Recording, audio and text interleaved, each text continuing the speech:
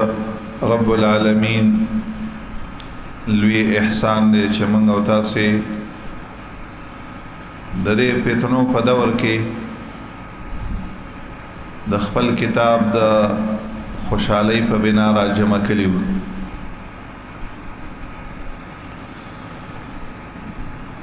دا یو لوی د خوشحالۍ موقع ده چې رب العالمین زمونږ او تاسو بچیان دي او بچی دي چې هغه د الله کتاب او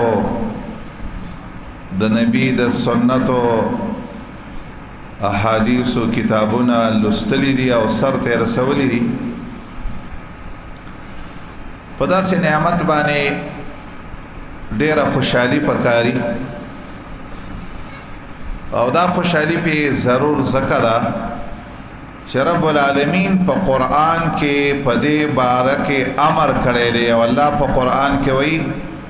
قل بفضل الله وبرحمته فبذلك فليفرحوا هو خير مما يجمعون. الله فرمایي زما نبی دی خلقو ته ووایه د الله په فضل چې قرآن دی او داغه تشریح د نبی صلی الله علیه وسلم په سنت او په احادیث باندې په دې خبره او دویم و برحمته په دې خبره چې ته د قرآن عالم طالب د قرآن خادم جوړ کړي. الله فرمایي په دې خوشحالي ښکارک خوشاله شې چې الله ستا یو بچی ته د خپل کتاب علم ورکړي، ستا یو بچی دی چې هغه د الله د دین یو حصه یې زده کړې ده. الله په قرآن کې وایي په دې خوشحالي وکړئ لږ. او زمونږ د دې امت چې کم نیکان خلک وو خاص کر اصحاب محمد صلی الله علیه وسلم هغوی به په داسې خبره باندې ډېر زیات خوشحالېدل. لږ د عمر بن الخطاب زوی دی عبدالله ابن عمر رضی الله عنهما چې یوه مسله ورته یاده وه او د یو سوال جواب ورته صرف یاد و. پلار یې ورته وایي د خپل بچي ته زما بچیا که دا یوه خبره دی د محمد رسول الله په مجلس کې کړې وي او تا ته داسې حال دی ښکاره شوی وی چې ته د یو سوال جواب لرې لږ لکان لی خیر من حمر النعم بچیا دا مې د سرو سرو کانو نه ما ته دا خبره ډېره مزه راکوي. منګ لږ غونتې په دې دنیا کې لږ ننوتي و ډېر زیات او د دنیا سره ټول زمونږ ژوند په دنیا کې صرف د دنیا په مینه تېرېږي. لږ د دې د وجې نه زمونږ بچي که د دې زمانې د چا بچي که دین حاصل کړي په هغې څوک خوشحالي نه کوي لږ او نه په هغې باندې خوشحالي ښکاره کوي. لږ که د دنیا یو نعمت زما او ستا بچی حاصل کړي نو ما او تا پې ډېر فخر کوو چې یاره زما پلانکي بچي دومره اعلی تعلیم حاصل کوي او یا د دنیا دومره پیسې پیدا کړي ده. یو ځای کې یو چا روټۍ کړې وه ما ویل د څه شي روټۍ ده ویل چې زوی لندن ته تللی دی او هلته ورته د هغه ځای نیشنلټي میلاو شوې ده. ما ویل دا په ګناه باندې روټۍ کول دي. ستا بچی چې دی نو د کافرو ملک ته لاړه او هغه د کافرو په ملک کې هغه ته نیشنلټي میلاو شو. والله که دا د خوشحالۍ خبرې ده خو ولې داسې کار کوي خلک. هغه زمونږ په دې دنیا باندې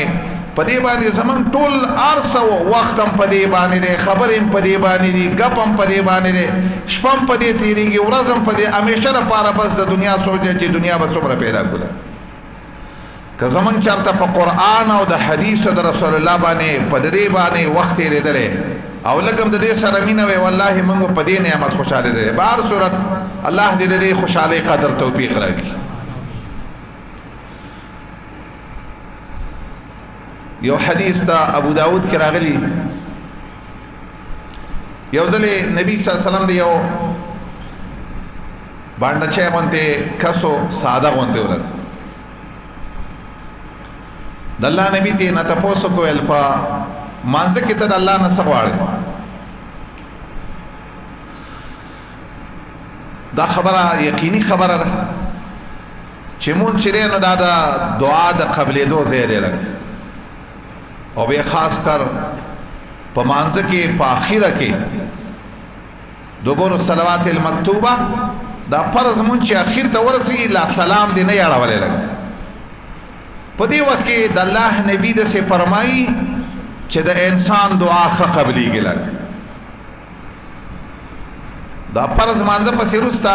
دومره ترغیب نه دی راغلی لکه څنګه چې د مانځه په آخر کې د دعا کول څومره ته د الله نبی فرمایي ته چې د الله نه څه غواړې نو په دې ځای کې وغواړه نو دې صحابي ته نبی صلی الله علیه وسلم فرمایلی ول ته په مانځه کې د الله نه څه غواړې او دا د نبی طریقه ده چې وا د خو امت ته به خبره کوله چې تعلیم به په ورکاو تعلیم به کله په طریقې د سوال او جواب ورک ناغه ساده سره ویل د الله پیغمبره اسال الله الجنه واعوذ بالله من النار په منځ کې دوه سوال کوم الله ته یا الله جنت راکې او یا الله ما د جهنم نه بچ کی بس او به د ساده توپ تعبیر یو خبره وکړه ویل د الله پیغمبره لا اعرف یا لا اعلم دندنتک ولا دندنت معاذ د الله پیغمبره معاذ وګدي دعاګانې کوي ماته داغه طریقه او ستا طریقه نه معلومه چې تاسو به د الله نه څه غواړئ خو زه دا دوه خبرې د الله نه غواړم بس د الله نبی ورته واجبه خبره کوي ویل حولهما نو دندنو منګ هم ویل د دې دوه خبرو نه په مانځه کې تابعیږو چې الله جنت راکړي او الله موږ د جهنم نه بچ کړي والله دا یو غټه خبره ده کومه خبره یو خبره هم د کامیابی نشته قرآن کې رب العالمین یوې خبره ته کامیابی نه ویلې سوا د دې خبرې نه کومې خبرې نه فمن زحزها عن النار وادخل الجنة فقد فاز الله فرمایي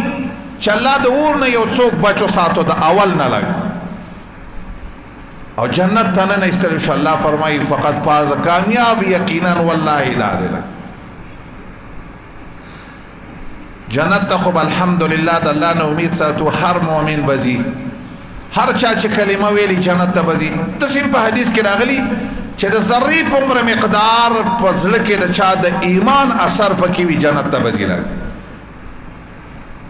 خو کمال هغه کامیابی درونو خو دومره زیاته کامیابی نه کامیابی پورا دارا چې د سره د جهنم عذاب ونه نه د سره او د سره په دغه دروازه ورننه نه وزیر سره او بیخي دی الله تعالی په ډډه باندې بیخي او الله د جنت اتوانه دروازې کولاو کې چې دغه د تلو لار نه دا د جنت د اتوانه دروازو د سې چا چې د سې کارو الله فرمایي فقط فاز دا کامیاب زه مختصر یو څو خبرې کوم هغه لري چې دا به څنګه کورونو داسې به څه کارونه چې منګه دا دوه خبرې چې د اور نه د اول نه بچو او الله منګه جنت ته نه باسي یو څو اسباب بلک مختصر بیان کوم کې دي چې الله دې په وجه ما د جهنم نه بچ کی او جنت لو عالم جوړ کی او الله منګه او تاسو ټول له دې توفیق راکړي یو خو به دې زی مناسب دا ختم د قران دی او د قران درس دی او د قران اخیری سورتونه تاسو اوریدلي قران هم سر تر رسولې د ټولو نورونو قوی لاره د جنت د تلو یا د جهنم نه د بچاو د ټولو نه او قوی لاره ده د الله کتاب دی بس قران د یو کتاب دی د کوم انسان چې د قران سره تعلق سړی دی او که ښځه مشر دی که کشر دی د الله د کتاب سره تعلق او د الله کتاب لولي د الله کتاب الفاظ زده کوي د الله د کتاب معنا زده کوي د الله په کتاب کې سوچ کوي د الله د کتاب تبلیغ کوي د الله د کتاب باندې عمل کوي د الله د کتاب اقامت کوي داسې څوک چې په دنیا کې وي د ټولو نه قوي لاره او د ټولو نه زیات او چتې درجې والا لار چې جنت ته رسیدل رسي بلکې جنت ته رسیدل سکه چې د جنت آخري درجې ته رسیدل دا قرآن دی امام احمد ابن حنبل خوب ولیدو او احمد ابن حنبل یو لوی امام دی او د قرآن او د حدیث او د رسول الله یو لوی عالم دی. وی ما سل کرته رب العالمین په خوب کې ولید او دا په صحیح حدیثو کې ثابت ده. زمنګ نبی محمد صلی الله علیه وسلم نام ثابت ده چې هغه امام خپل رب لیدلی په خوب کې لګ په ای خبانه د دنیا سترګې رب العالمین څوک نشي لیدلی. او صحیح قول د صحابه کرامو نه دا نقل لري چې نبی صلی الله علیه وسلم په شپه د معراج باندې خپل رب نه لیدلی لګ. ابو ذر رضی الله تعالی عنہ ته تاسو کولی یا رسول الله په شپه د معراج باندې تا خپل رب لیدل؟ الله نبی وتوي نور ان اوراه، الله خو یو نور هغه د سي نور چې ما هغه ته کتل نه شو لګ. خو په خوب کې دا خوب د مرګ غرور دی. د مرګ نه وروسته انسان الله شری درې چې مؤمن وي او دا د قران نه ثابت ده. او غره جنتی و په جنت کې هغه انساني چې خپل رب بیا بیا یې نه لګ او د الله سره ملاقات کیږي لګ. نو عارض می دا خبره کوله چې احمد ابن حنبل خوب ولې خوب کې سلام زر چې خپل رب یې الله نه سوال کوي ته پوس کوي الله تا ته نزدېکت لار کما ده لکه تا ته به زه په څه خبره ډېره نږدې کېږم. رب العالمین وتوي هغه کلام چې زمانه کم کلام وته د دې کلام په ذریعہ به ماته نږدې کېږي. جنت ته بزي خو یو خبره واره هغه جنت چې رب العالمین ته پکې نږدې دا جنت به په کومه طریقه حاصلېږي؟ دا به د قرآن د مینې او د محبت وجه. قرآن کې الله یو خبره کوي سورۃ فاطر کې الله وی دا د قرآن درې قسمه خلق دي. د قرآن والا لګ هر څوک چې په دنیا کې چې ته وګرځېږي درې قسمه قرآن والا به. اول الله دې وی ثم اورثنا الكتاب الذين اصطفينا من عبادنا. الله وی د دې قرآن وارثان حقدار هغه خلق دي چې زما غوړه بندګان. دا اول نه دا خبره لري په دې ذهن کې کېدا چې په ټول مخلوق کې چې څومره انسانان دي او د دین چې څومره خدمتونه څوک کوي خو په دې ټولو کې چې غوړه دی د الله په نسبت صرف هغه انسان ډېر غوړه دی چې هغه د قرآن وارث وي د قرآن سره تعلق. خو بیا الله وی داسې سوچ مه کوه چې دا د قرآن والا به ملایک وي ګنه د دې ونه به غلطي نه کېږي غلطي به ترې کېږي. الله د قرآن والا کې اول داسې وی فمنهم ظالم لنفسه ومنهم مقتصد ومنهم سابق بالخيرات. په قرآن والا کې درې قسمه د قرآن طالب د قرآن عالم د قرآن زده کوونکی د قرآن تبلیغ کوونکی دا درې قسمه خلک. ځینې ظالمان دي دا هغه طالب او هغه عالم د قرآن ته وایي چې ګناهونه زیات وي او نیک اعمال کمی دا ظالم دی. لګ د قرآن عالم خوده غوړه خوده به هر صورت خو ظلم زکه کوي چې دله خو په کار دا و چې نیک اعمال ډېر کوي خو بس د نیک اعمال کم دي او ګناهونه زیات. او الله فرمان نبی فرمایي ومنهم قرآن فرمایي ومنهم مقتصد. ځنه د قرآن عالمان او طالبان د سړي چې درمیانه روان دي نیک او بد دوانه یو شان دي. او الله فرمایي دریم قسم د قرآن طالبان او عالمان چې دي ومنهم سابق بالخيرات. ځنې د قرآن عالمان او طالبان د سړي چې هغه د نور خلکو نه مخکې کېدونکي دي په نیک اعمالو کې د هغو ګناهونه کم. یو خو دا خبره زده کړه د قرآن د طالبان او عالمان ګورې دا ملایک نه دي د دې نه غلطیان دي کېږي. لږ زمونږ د ځینې عوامو خلکو ورونو دی ذهن دی ځان له به هر قسم غلطي کوي خو چې د ملا او د طالب لږه خطه خپه وخځېدله نو بس هلکه څنګه دا خو انسان دی دا خو څه ملایک نه دي دا خو څه نبیان نه دي خامخا به ترې کمی کېږي. یو پخواني خلک چې وو عجیبه پخوا به تاسو سره مشرانو ته به دا خبره معلومه وي جمعات کې به خلکو د طالبانو مولیانو په پخوا پرې جمعاتونو کې اتنې کولې او دا عوام خلک به ورته ټول ناست دا بروزي به برګو کې به رګړېدل هغه به عوامو د طالبانو مولیانو ته به څه نه ویل اوس خلک بس په طالب او په عالم باندې او دا یو خبر یاد ساتئ والله دا علما او دا طالبان دا د محمد رسول الله وارثان دي په د پسې خبره کول په دیو پسې د دیو سپکواله کول دا خبره په ذهن کې کېده کدا دې سوچي چې زما اخیرنۍ خاتمه خراب شي چرته عالم او په طالب پسې خله خوځوله یو حدیث دی حدیث څه دی د الله نبی دې وایي حملات القرآن اولیاء الله دا د قرآن طالبان او عالمان د الله نبی فرمایي دا د الله اولیاء دي ول حبیب نبی صلی الله علیه وسلم وایي من عادى لي وليا فقد اعزمته بالحرب څوک چې الله وایي چې زما ولی سره څوکا تکلیف او تر سید د دشمنی کوي الله فرمایي زما جنگ ته تیار شه زه ته اعلان در کوم دا خبره چې زما او تاسو جنگي ده درس کې مې سوچ کاو یو ځل مې تفسیر کې دا خبره ولیده مولا الله په قران کې او نبی په حدیثو کې یو چاته اعلان جنگ نه دی ورکړی سوا د دوه کسانو کافر په باره کې د سشتا چې الله وی الله دشمن دی د کافرانو د سشتا دا خبره په ان الله عدو للکافرین دا خبره شته خو الله چې د سیویلی یا نبی د سیویلی چې الله وی زما د سره اعلان جنگ دی لک دا صرف په دنیا کې دوه کسانو ته ویل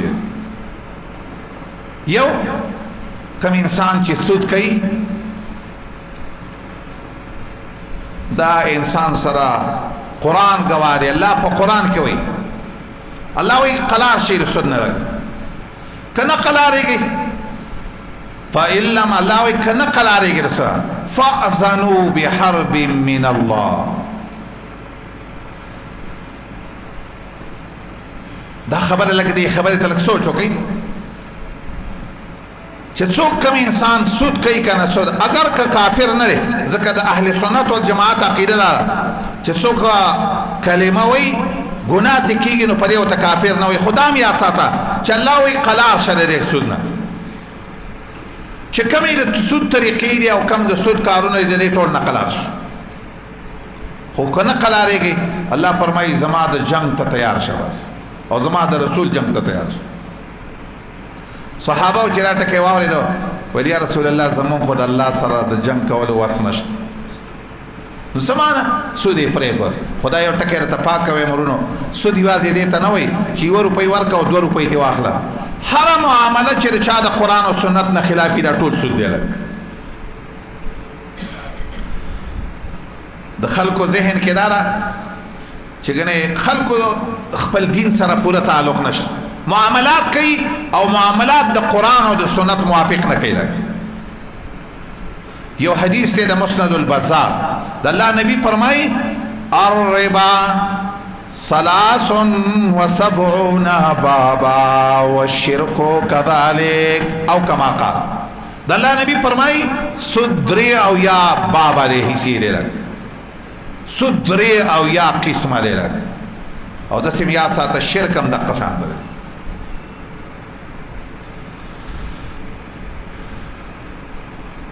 اوس کزنه خبره وکي کنه لک تفصیل پسې لکه وسکه دسه تبه د ځنه مسلمان چې کوم مسلمان د خپل رور مسلمان نه مثلا د خپل کور یا د دکان په سر باندې اډوانس هم اخلي خلک څوک ته پیشي وي او کریم ته اخلي والله دام په سود کې داخليږي او دسه خبره هم نه ده کنه چې یو مذهب والا وي دسه یو بل مذهب والا ټول مذهبونه والا ته دا مخکې نه اډوانس پس کې اخلي کرے خو ته خپل اخلي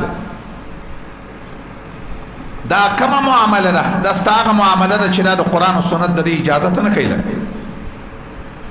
بخاری کې راځي کله انسان نه خپل موضوع پات شي رسته بل طرف تلل شي عبد الله ابن سلام یو کس وی عبد الله ابن سلام چې په چا دي قرض وی او هغه د شوتالو یا د وخو یا د پوسو پان راوړي دا به ترې نه اخلي، دا هم په سود کې راځي. ده ځکه کم قرض چې چاله پیدا راکاږي دا سود دی. کم قرض چې چاله پیدا راکاږي، یو کس دی مخکې نه تعالی ډوډۍ نه کوله، مخکې له تعالی اکرام نه کوه، خو اوس پې ستا قرض دی ځکه دې دا کوي، دا د لا چې کوي نه دا ساده ته چې د هغه نه دا قبلې ده ته سود اخلي. ده نو ما خبره څه کوله، ما ویل چې یو سود والا سره د الله اعلان د جنگ دی لګ. خو په هغه حدیث کې یو ډېر عجیبه خبر راځي، دقه حدیث کې سود سره پاسه او یا حصې دی، خو په دغه حدیث کې داسې دی وَإِنَّ أَرْبَ الرِّبَا د ټولو نه غټ سود دا دی انتهاک عرض المسلم. دا خبر یاد د مسلمان د عزت چې څوک بې عزتي کوي دا د ټولو نه خطرناک سود دی. یو مسلمان دی ستا ورور دی، یوه ښځه دا د بلې ښځې بې عزتي کوي، څنګه غیبت ولګوي، تهمت پې لګوي، الزام پې لګوي، شرموي برناقه. یو مسلمان دی په بل مسلمان باندې افترا کوي، بهتانونه پې تړي، ګناه یې نه ده کړې او شرموي. والله دا د دې بل سود نه خطرناک سود دی. په یو حدیث کې داسې لفظ دی، سود چې دی 1 روپۍ د سود محمد رسول الله وایي، داسې وایي دا 1 روپۍ د سود چې سړی وخوري دا ډیر خطرناک ګناه ده. من 36 زنیا، یو سړی نعوذ بالله 6 ځل زنا وکړي، هغه دومره ګناه نه ده لکه 1 روپۍ د سود چې سړی خوري. دا څومره ګناه.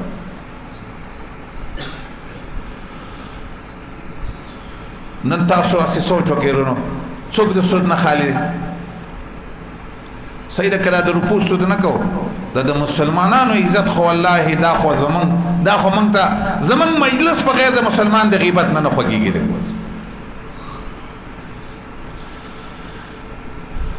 الله په قرآن کې فرمایي والذین یؤذون المؤمنین والمؤمنات بغیر ما اکتسبوا. دا خلق چې الله وایي مؤمنانو ته چې څوک تکلیف ورسوي هغوی څه ګناه نه یې کړې، ته برناقه بدنامې لګ.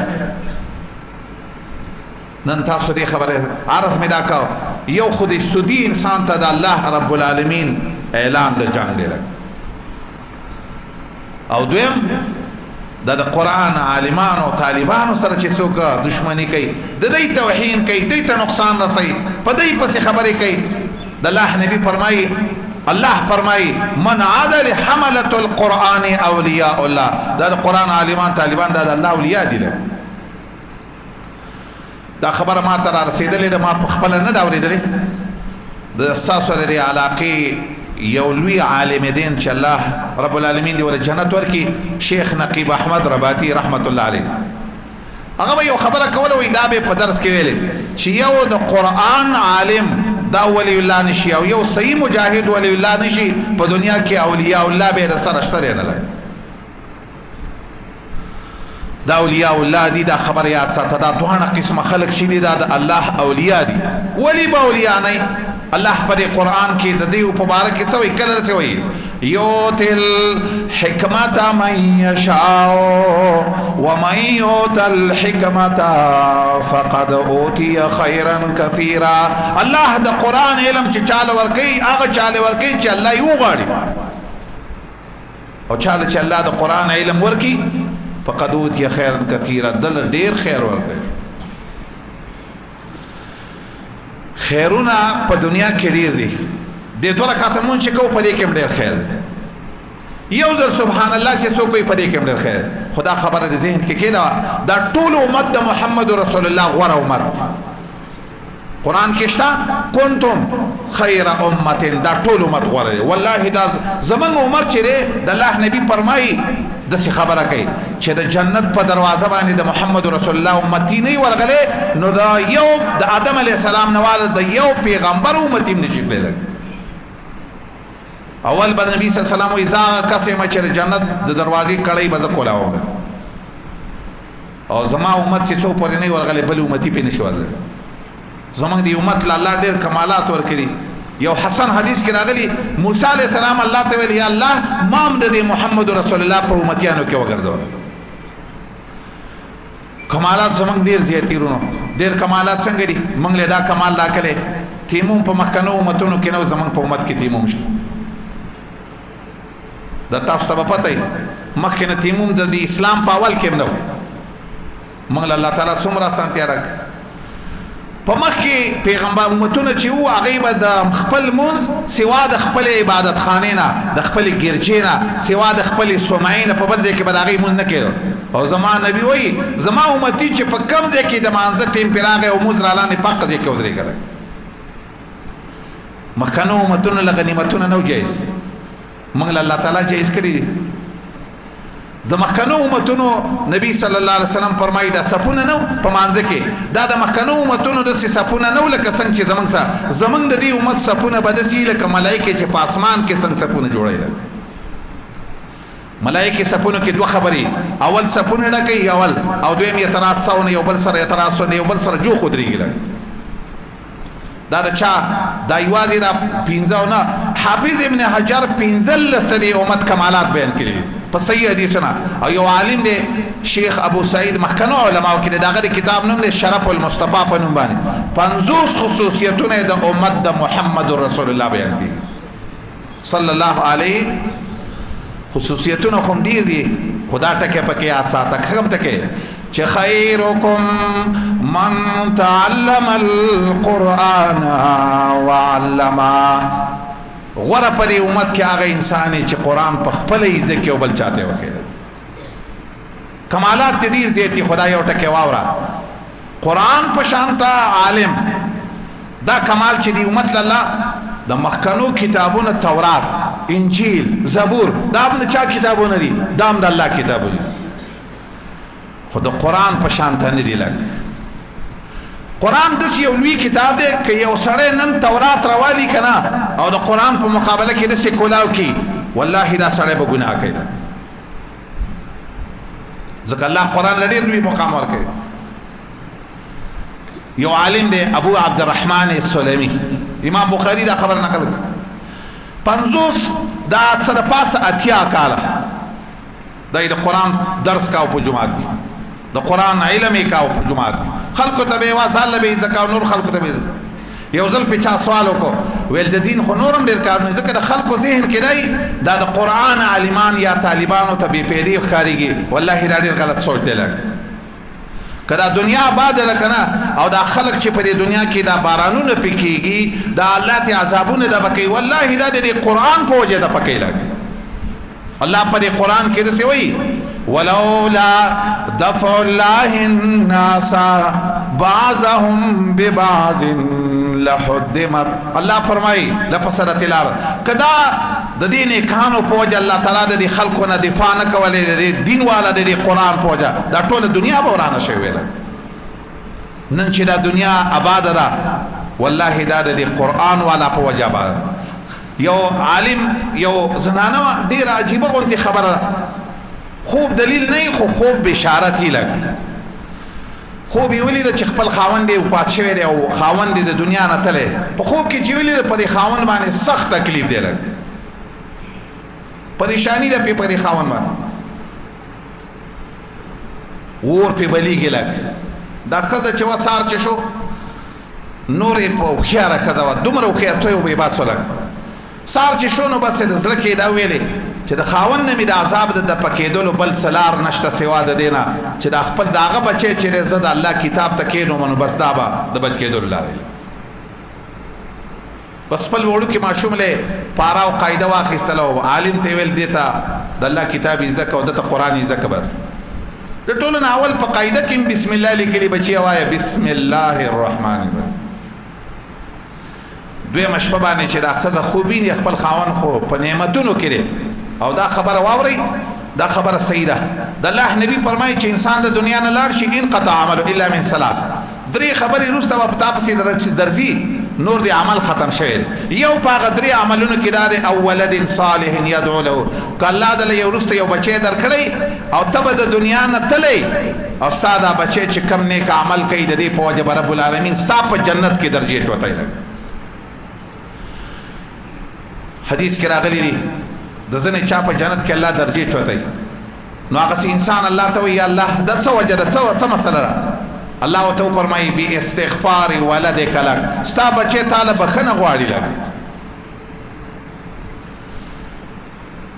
نو چې دویمه شپه دا زنانه خپل خاوند په خوب کینی خاوند ډیر خوشاله دی ډیره مزیدار طبیعه ده نو دا ښځه ته تپوس کوي ته خو تېره شپه ډېر په تکلیف کې وې نن څومره مزیدار حال کې لږ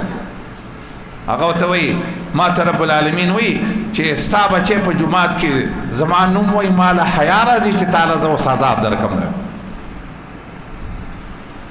دې خبرې ته لږ سوچ وکړه دا د دنیا ژوند دا هم په قرآن سمیږي دا د قبر ژوند هم په دې سمیږي او دا د آخرت او د جنت د تلو لار هم دا قرآن دی لږ ځکه نبی صلی الله علیه وسلم فرمایلی دي داسې ویلي فمن ابتغى الهدى في غيره اضله الله کله جنت لاره د قرآن نه علاوه په بل کتاب کې لولې ګوري الله به دې ګمراه کړي لږ دې آیات ته لږ سوچ وکړئ دې آیاتونو آیات څنګه دی الله په قرآن کې وایي ومن اعرض عن ذکری فإن له معیشة ضنکا د الله د کتاب نه چې هر مسلمان او هر څوک مخواړی جو دنیا ژوند به هم خپي پریشانۍ قبر باندې هم د پریشانۍ قیامت به هم د پریشانۍ ده تفسیر کبیر یو خبره کوي معیشة ضنکا دا یې نه دی ویلي د دنیا ژوند باندې خدای نه دی ویلي قبر نه دی ویلي قیامت هر ژوند چې پریشانه کول غواړي پریشانی د قرآن د پرېښودو سره لازمي ده کله تاسو نن سبا سوچ وکئ تاسو ته به دا خبره څنګه ښکارېږي خو داسې خبره ده چې نن چې موږ له دا تپوسونه ډېر زیات راځي ځینې څوک راشي زما وای گاڑی هم شته زما موټر هم شته زما چې د بنگلا هم شته زما سره خو زړه مې خفه دی زړه مې پریشان ما ته د آیات ایسته مخې ته دقه شانته شي چې الله په قرآن کې وایي تا قرآن پرېښودی دی ځکه مې له دا ژوند د غمونو او د پریشانونو ډک کړی او زه دا خبره په خلکو خبره زه د الله په نوم قسم خورم یو مسلمان دی ما ته رسي وایي چې زه خفه یم او زه ورته وایم ته د الله کتاب په لاس کې راواله والله چې ستا دا ژوند څومره د قرآن د وجې نه خوشحالي جوړېږي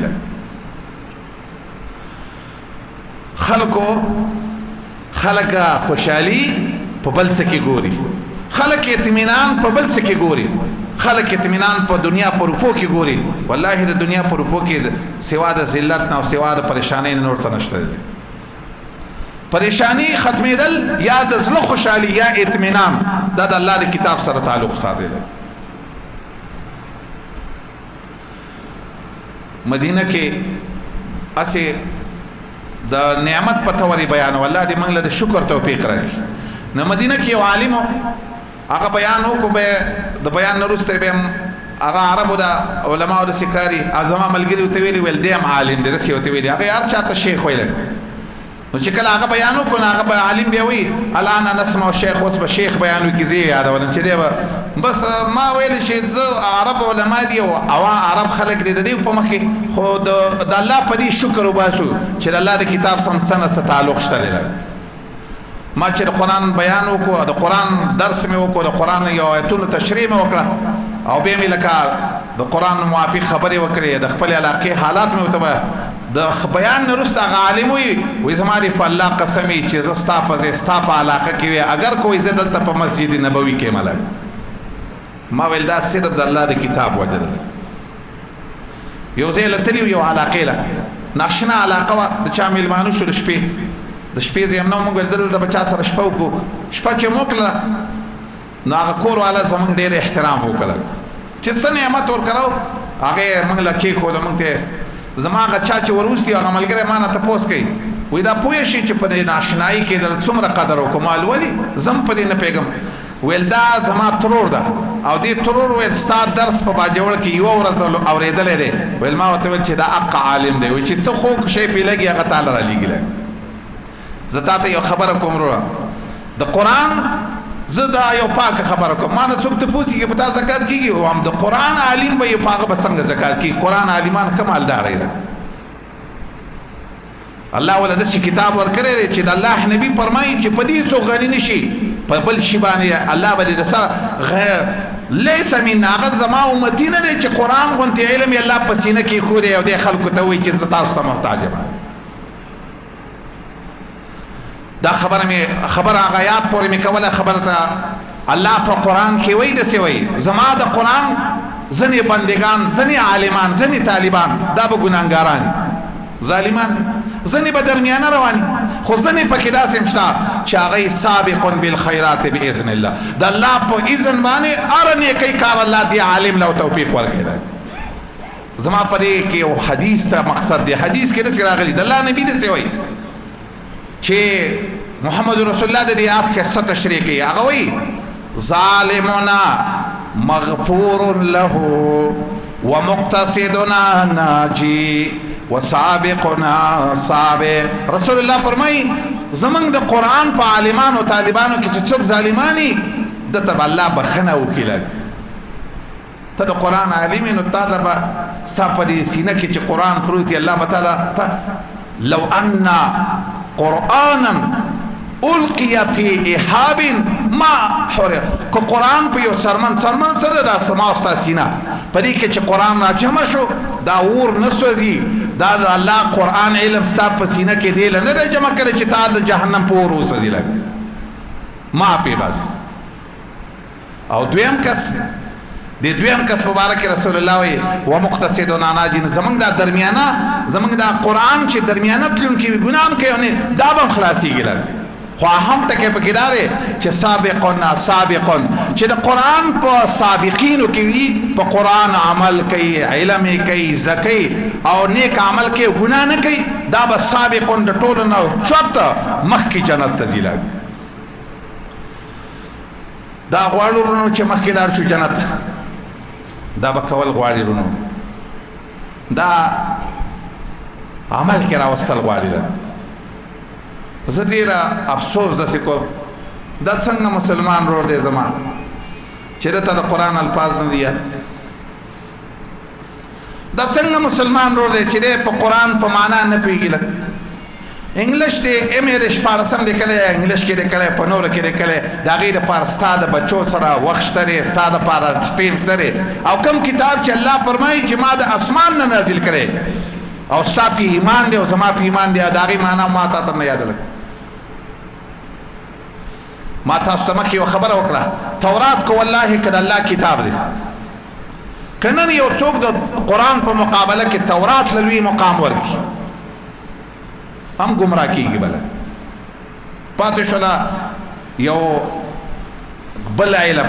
بل تعلیم. په یو صحیح حدیث کې راغلی د قیامت 3 نښې دي ورونو، 3 من اشراط الساعه. د قیامت 3 نښې دي. یو نښه ده چې وینا به ډېره شي او عمل به کم شي.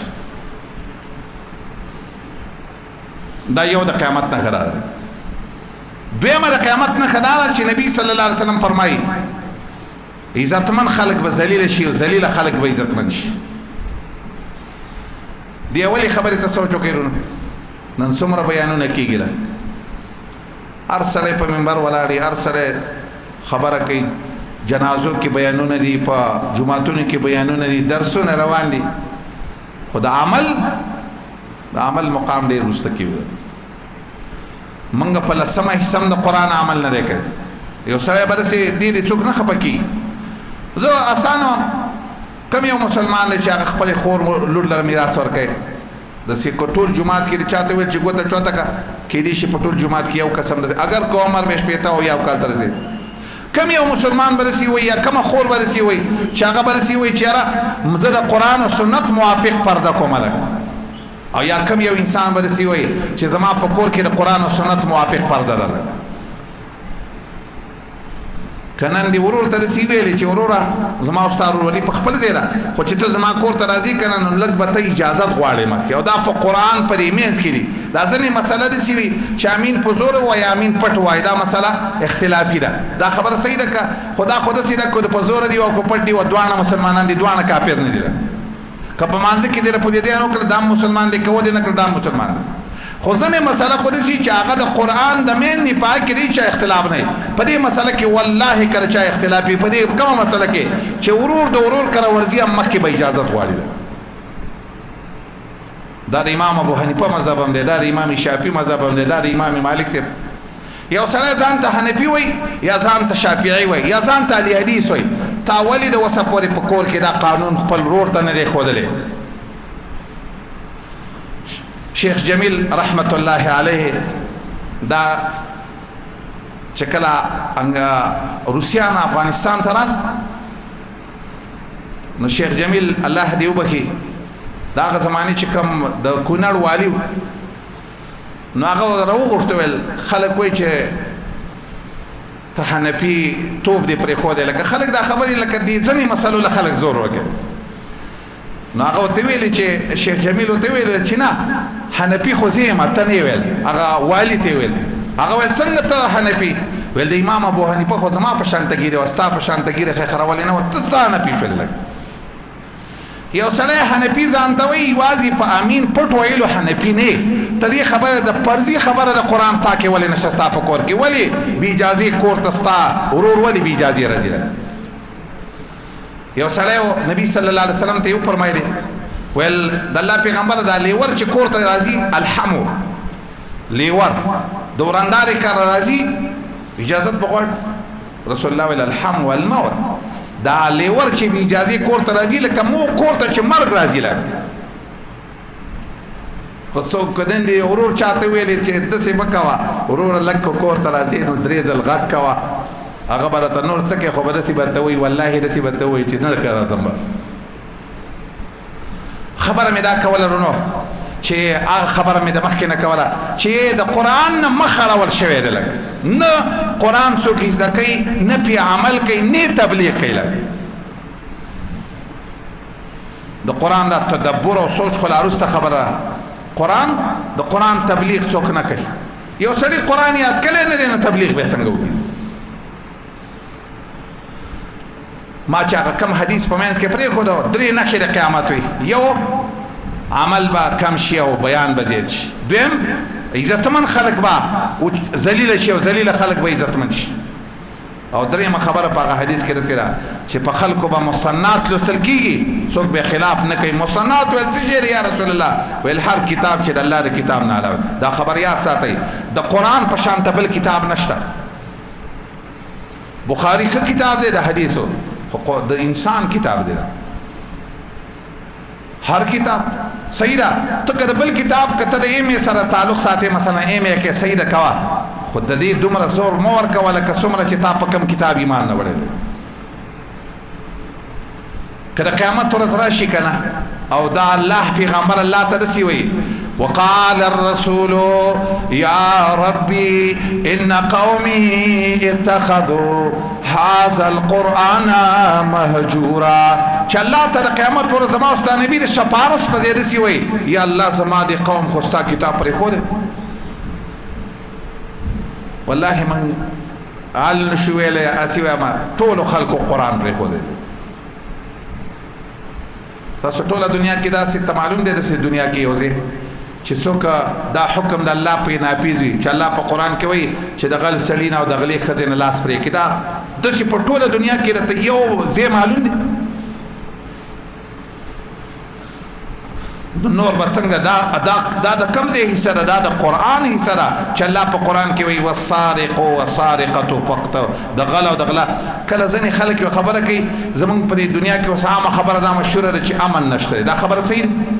بې امني خو ډېره، خو د بې امنۍ د ختمېدلو علاج ورور دا نه دی چې دې ځای کې هړتال وکړو، په دې ځای کې د مظاهره وکړو، په دې ځای کې درنه وکول. والله دا ټول د یهودو طریقې، دا د مسلمانانو طریقې نه دي. اسلام دې ته اجازت نه ورکوي چې ته د مسلمانان تنګ کړه. جهاد یو غوره عمل دی، خو چې کله نبی صلی الله علیه وسلم نه یو کس راغی ویل ځینې خلک په لارو کې ناست دي، نبی صلی الله علیه وسلم صحابي ته اعلان وکړه چې دا هغه سړي جهاد نشته چې چا په خلکو لارې تنګي کړي ده. امن په درنو نه راځي او نه امن په سوالونو په دغه طریقه باندې. قرآن وګورئ، قرآن څه وایي؟ الذين آمنوا ولم يلبسوا ایمانهم بظلم. الله وی مؤمن شه او په ایمان کې ګناهونه مه کوه. اولئک لهم الامن، دی ولا امن دی. بس ما خبره کوله که نن دس چلو شي مثلا نن د یو غل نه لاس پرېک شو دا ښی لاس په دغه کې راځي په غلا کې دا ښی لاس به پرې کول وایي ځکه غلا چې کېږي په ښي لاس کېږي دا ښی لاس یو غل نه پرېږه او دا پسې لږ ساعت ځوړن که په بازار کې وګرځولی والله په دې بازار کې په دې منځ کې به سره زر پراته وي که څوک له به یې ګوتې و داسې امن به پیدا شي نن دې یو داسې کار وشي په دنیا کې چې دې آیت باندې دې عمل وشي چې ولکم فی القصاص حیات یو ظالم راولېږي او یو مظلوم بې ګناه قتل کړي دا ظالم پې د پاسه قتل کا چې سبا یو مظلوم ته څوک نیغ وګوري لږ خو هلته ظالم ته پته ده چې زما ملګري ډېر شی دي بیا نبی صلی الله علیه وسلم یو ځل صحابي ته وایي عادي داسې وخت به راشي داسې امن به راشي په دنیا کې یوه ښه ویل حضرموت نه به یوه ښځه را روانه وي د حضرموت نه او د بیت الله طواف به کوي ځان له به را روانه وي لا تخاف احدا الا الله په دې لاره به صرف د یو الله نه یېرېږي عادي وایي ذهن کې مې راغله چې دا د پلانکي قوم هغه غله به چېرته وي او هغه ډاکوان به چېرته وي وایي چې وخت تېرېږي ما په خپلو سترګو داسې ښځې ولیدې چې د حضرموت نه دومره امن په دنیا کې دی چې د حضرموت دا ډېره اوږده علاقه ده چې په میاشتو مزل دی د هغه ځای نه ښځه را روانه وي ځان له د بیت الله طواف کوي دومره امن دی چې څوک ورته د سره په لاره کې غږ نشي کولی دی عرض مې دا کول ورونو که موږ خوشحالي غواړو او که موږ امن غواړو نو او که جنت غواړو که د دنیا خوشحالي غواړو که جنت الفردوس غواړو د جنت د تلو هغه اولنۍ خبره چې ما کړې وه هغې ته لږ سوچ وکړئ اولنۍ خبره دا وه چې فمن زحزح عن النار وادخل الجنه فقد فاز چې د اور نه بچ شو جنت ته لاړې کامیابي دقه ده بس حدیث کې راغلی دا حدیث ویم او خبره ختموم نبی صلی الله علیه وسلم فرمایي د قرآن عالم او قاری ته به ویلی شي قرآن لولا او داسې وایه په دنیا کې به چې تا څنګه واله او د جنت په درجاتو ورخیجه چې د قرآن کوم اخرنی آیات دی او د جنت چې کوم اخرنی درجه ده دا به په څه حاصلېږي دا به په قرآن حاصلېږي ما ویل زه یو دوه درې اسباب ووایم بس په دې به عمل وکړو الله دې د عمل کولو توفیق راکړي او رب العالمین دې موږ د قرآن عاملین جوړ کړي بس هر ګناه چې را پکې د الله دې موږ معاف کړي رب العالمین دې موږ له جنت الفردوس راکړي الله دې موږ د جهنم نه بچ کړي الله دې زموږ نارینه هم نیک عمله کړي زموږ زنانه دې الله نیک عمله کړي الله دا یو لوی نعمت وي چې موږ جنت ته لاړ شو موږ له عملنامه په ښي لاس راکړي الله تعالی موږ سوال کوو تا ته یا الله د دې قرآن د وجې نه څومره مجلس له چې نارینه زنانه راغلي الله د دې په وجه ورته د جنت چوت مقام ورکړي الله او زموږ ګناهونه معاف کړي الله په دې ټوله دنیا کې د قرآن او د حدیث امن راوستل کړي الله څومره پریشانۍ نه دي خفګانونه دي الله هغه ختم کړي الله څومره بیماران دي شفای کامله عاجله ورکړي الله زموږ دا را جمع کېدل ستا د رضا ذریعه وګرځي الله دا جامعه د دې د غیب او د خزانو نه مدد وکړي الله د دې چې څه ضرورتونه دي الله تعالی هغه پوره کړي د دې شیوخو په علم او په عمل کې برکت واچي وصلی الله تعالی علی خیر خلقه